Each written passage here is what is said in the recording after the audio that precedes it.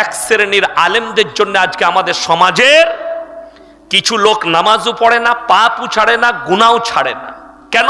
এরা তো বলে রেখে দিয়েছে চিন্তা নাই। ইনি হচ্ছেন হযরতে নূহ নবী, 950 বছর দাওয়াত দিয়েছে। নৌকার ওপরে বেটা কিনান হাবুডুবু খেয়ে মারা যাচ্ছে, আল্লাহর কাছে অনুরোধ করে দিলেন কি বলে, লা আসিমাল ইয়াউমা মিন আমরিল্লাহ, হে আল্লাহ এ আমার ওরস জাতপুত্র, তুমি একে রক্ষা করো। আল্লাহ বললেন লামিনাল খাসিরিন, হাত নামাও, যে আমাকে মানেনি, আমার নবীকে মানেনি, আমার দিনকে মানেনি, তার লেগে তুমি আমার কাছে আবেদন করো না, তা না হলে তোমাকেও ক্ষতিগ্রস্তদের মধ্যে ফেলে দেবো। এটা আল্লাহ একটা নবীকে, পয়গম্বরকে ধমকি দিলে, আর তুমি হুজুর বলছো 500 টাকায় আর দেশি মুরগিতে জান্নাতে পাঠিয়ে দিবে মাতালকে আর গাঁজাখোরকে।